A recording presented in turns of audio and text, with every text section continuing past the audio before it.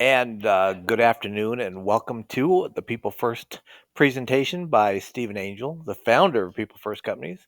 And our topic today is recruiting high quality help for construction firms. Hey, Stephen, how are you doing? I'm doing well, Mike. Good morning. You know, just so everybody knows, Stephen owns a construction firm, and I wanted to give you a little bit of his background. He's been in business since 1998. He's had over $400 million in sales. Is that right, Stephen? 40 is closer, but Okay, and that's better. Currently, he still has 15 employees, and you work both in the commercial and residential side of the business. yes. You actually founded People First Companies 18 months ago when you and I were on the phone together talking about the three pillars, and those being the purpose beyond just profit for a company, companies that have flexibility with their employees, and fair and reasonable compensation. Those are the pillars.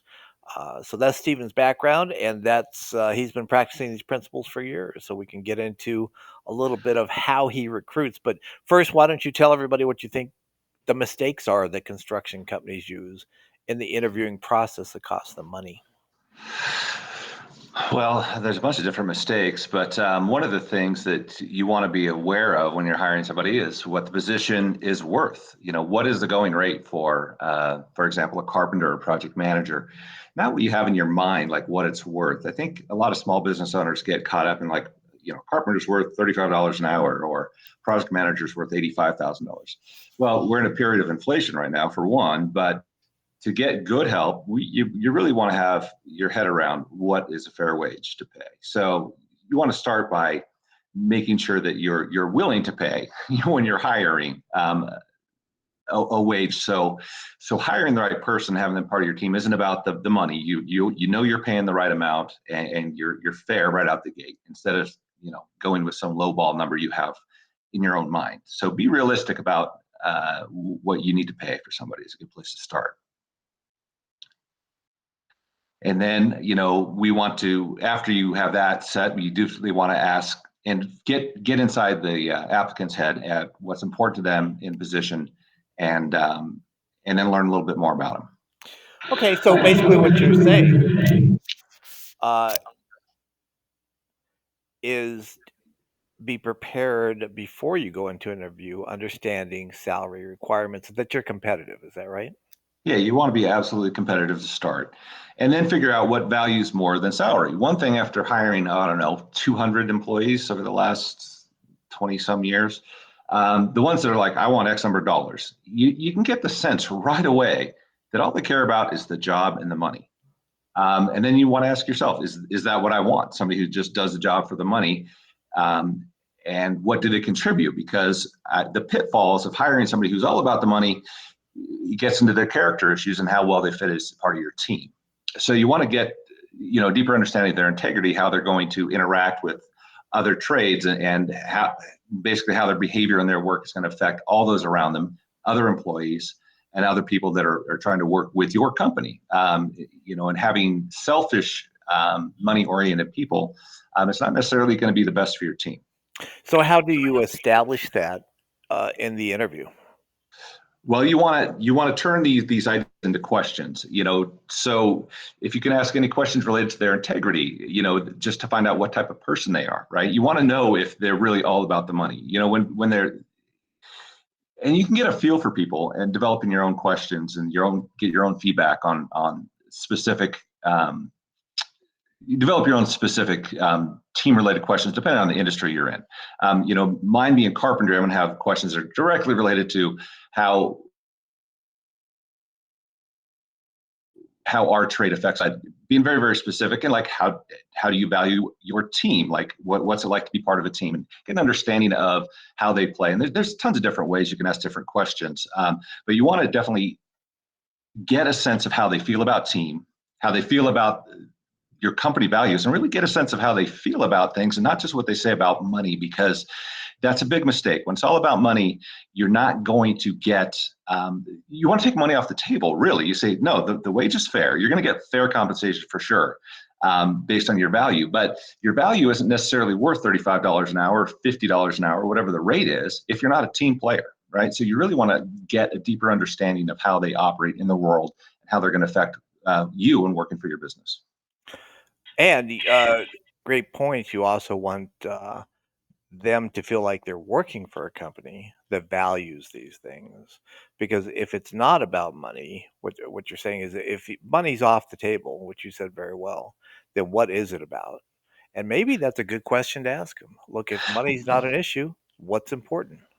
Yeah, and then I can give countless examples of my bad interviewing processes where somebody's like, "I'm worth this. I have this experience, and this is what I'm all about." And then they go to the job site, they don't complete their work. They just walk away from things. They don't communicate.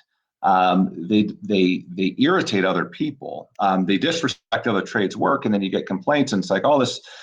And yeah, sure, they're getting paid based on what they can do with the skill set, but their lack of communication, their lack of respect for other trades, all this can reflect poorly upon your company, and actually ultimately make it more difficult for you. It's like this guy didn't communicate, for example, where he left off, and so there's a lot of things about working as a team. So there's a cohesive picture going on, and having the right people. I've hired plenty of guys that just weren't team players, and it's a thing you got to get away from. If you really want to be successful, you want to develop a long-term team. Yeah, exactly. And then obviously, it's going to be really important to explain what you offer outside of compensation, which continues to follow the trend of like, this isn't about salary, that's competitive, it's about these things, right? Yes, yeah, and look at this next slide here. Flexibility in work schedules, and I may have mentioned this in another talk before, but I have this worker who's worked for me since 2006. The guy couldn't show up on time. He just couldn't. He could never get out of bed, and to this date, he is the best carpenter I've ever seen. His work is immaculate. He can. There's nothing he really can't do, and he figures it out. If he doesn't know how to build something, he YouTubes things and tries to figure out comparable things where other people have done it. He takes initiative. He does it at home. He shows up at 9 o'clock where other guys show up at 7, but he'll work till 6. So I had to give up my control of like, you got to be here 7 to 3:30 every day and say, look, that doesn't work for him. He's the best there is.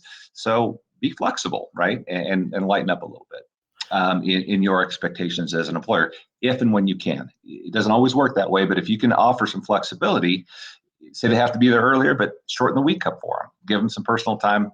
Wherever you can accommodate and be flexible for your employees, you can really get and maintain some great help if you just work outside the box a little bit. Why are they not working for somebody else? Well, maybe the box was too tight for them. And the more flexible you are, you can really acquire some great help if you're willing to be a little flexible on your end. I recently spoke to an employee who was uh, very unhappy with their job, and I was just asked the obvious question, "Why don't you leave?" And they were like, "Because the schedule's perfect for me." It's like, I love this schedule. So I'm not saying you want employees who are unhappy and stay because of schedule, but I think most employers discount how important flexible scheduling is, whether that's a 4-day week, 4.5-day week, whether it's the 5 days of the week they pick to work. It's there's a billion ways to do it, as long as Yeah. they get whether it's 6 a.m. to 3 versus 8 to 5. So anyway, those are great points, Stephen. And I'd say this is the maybe the best benefit companies don't offer, and I get so much pushback on it. Uh, I don't know Yeah. why. Well, the pushback's about control. A lot of it, especially small business owners, they just don't. They're so stressed, right? And they feel like they have to control everything. It's actually, if you let people operate within their own sense of not feeling controlled, where they feel more flexible and more fluid, actually that can rub off upward, right? Towards, well, Yeah. oh my gosh, these people are actually, I got great people working for me and they're taking the stress off of me. And all I had to do was lighten up in my control. Um, it's kind of a magic formula. It really does work. Um, and you get the right people on board. Definitely, you want to get people behind your culture of your value system, and that's so important too. So, as the owner of this carpentry company I've had for forever now, I value their talent, right? So I respect what they do, and it's really important to me that we all work together as a team. And I go out and I visit with my guys and I talk to them and I make sure they're getting what they need. And I actually, it's important to me that their needs are being met and that the work is being valued, right? So I'm actively, as the leader of my construction company, I just go in there and make sure that the culture of doing great work and respecting the work we do and everybody around it, and the collective whole of what we're building. We have built some amazingly beautiful projects. Doing the finish work, working inside churches and cathedrals and just beautiful, beautiful woodwork, because we value them and we want everybody to have a sense of value and contributing to a great, great finished product. So having everybody on board with that, you want to make sure it is a team effort and that the communication is always alive, right? And everybody's on board with, hey, this needs to be done, this needs to be prepared, this can be better. Everybody's constantly working and developing a team that lasts. And talking about 2006, here we are in 2023. I've had this guy working for me for 17 years. Actually, over half of my staff is over 15 years with my company. Wow. If not only you get good help out the gate, you develop this culture, keep the training ongoing, keep the communication going, show respect, and you have a team, and not just recruiting, you just don't have the turnover, and it just works. It just works. That's perfect. I always thought that at the end of an interview, you want that prospective employer to be thinking, God, I want to work for this company, or God, I want to work for this guy. And so that's why you talk about these things and you're different. But that's uh, really, and I say that in the sales world too, as you know, it's like you want somebody at the end of your presentation to go, I'd be an idiot not to take this. Well, you want these folks to think I'd be an idiot not to work there. So putting that first the best foot forward is important, and discussing the things that are important. Um, so by the end of the interview, what do you want to have accomplished? Yeah, well, I like what the slide says right here. Everybody should be fully excited to have the new person on board and part of the team. Of course, it's not going to work out every time, but there really wants to be a sense of somebody's joining the family. I was telling you the other day, Mike, where I went into a general contractor's office. I've been working for these guys since the late 90s. And I walked in and we're all got grayer hair now, right? And we're all just like, wow, it was like back in Boulder when I met you at this job. And you know what? They're a people first company, this general contractor. They have kept this great group of people and they've kept great subcontractors. And we were excited to see one another because we've been through a lot together. But again, being excited and feeling you're developing a team, the interviewer, right, the owner, whoever's bringing the people on board and the people coming on board should all be excited to be part of what you're doing here because we're all doing it together.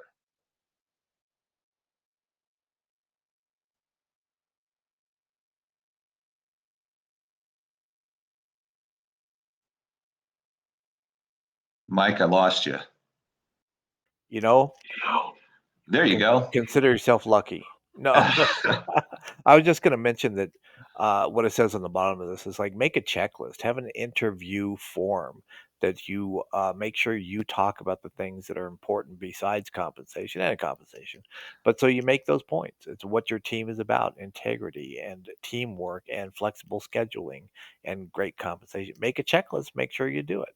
Otherwise, if you're like me, you'll forget to turn your mic on or you'll forget to mention these things. So, how does all this give you the edge, do you think, in recruiting? In recruiting specifically, the end result is I have a better company. I have better people.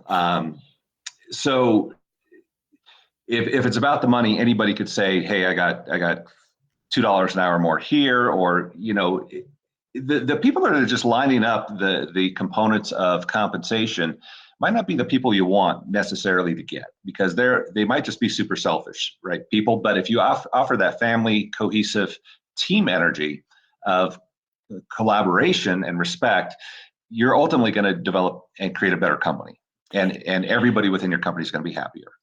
And I just wanted to say something that we think obviously would be a huge advantage for them is if you are a people first company, meaning you can display that logo on your job postings, and you can also post in our job board Yeah, because and people are beginning to know what it means to become a people first company, and people want to be part of something and have the right energy of the company. And people first companies attract better help, just they do. And if you're oriented people, you're going to get the very very best help. And by having the brand people first company on your website, they're going to know who you are and they're going to come to you, and you're going to attract the best possible applicants. Right. And I should mention, you can see us. Obviously, you can join at peoplefirstcompanies.net, and you can also, if you have any questions or would like to get a download of this presentation, so you can take notes, you can reach us at info@peoplecomefirst.com, and the first is the number one ST. So peoplecomefirst.com. Feel free to send me, Mike, a message and say, hey, I'd love to have this presentation. And if you want to sign up or want more information, that use that same email, get to our website. We have business development managers who would love to talk to you. So that's a very soft sales pitch. But, honestly, if you don't become a people first company, you're kind of an idiot, right? No, just teasing. Okay. And I was Who going to talk. wouldn't do it? Who wouldn't become a people first company? It's just a no brainer. Why wouldn't you? And then there's also, I was going to mention purpose statements. It's like, I would highly recommend, I don't know about you, Stephen, but they have a purpose statement written out about their company to talk to recruits about. So what is the purpose of their company? It's more than a mission statement. It's more than profit. It's environments where people are respected, and schedules are flexible, and that you provide a great buying experience. Those type of things. You really need a purpose statement, uh, because it can communicate to prospects. You might win the one that you really want, who's considering you and one other company. So, Stephen, any final thoughts for the group? No, I just look forward to all you great business owners becoming people first companies and recruiting the best of all applicants for your business, and success to everyone. We're going to be doing more webinars and presentations on the construction industry and business in general. Watch the website, peoplefirstcompanies.net. That's all spelled out. And come by and see what new videos we have. We'll also be sending out emails. So sign up for our email list as well, which you can do, and we'll alert you to what's happening. Stephen, really appreciate your time today. And I think we're both more than willing to talk to members anytime about any issues that they're having. Yes, thanks a lot, Mike. Thank you, Stephen. Goodbye.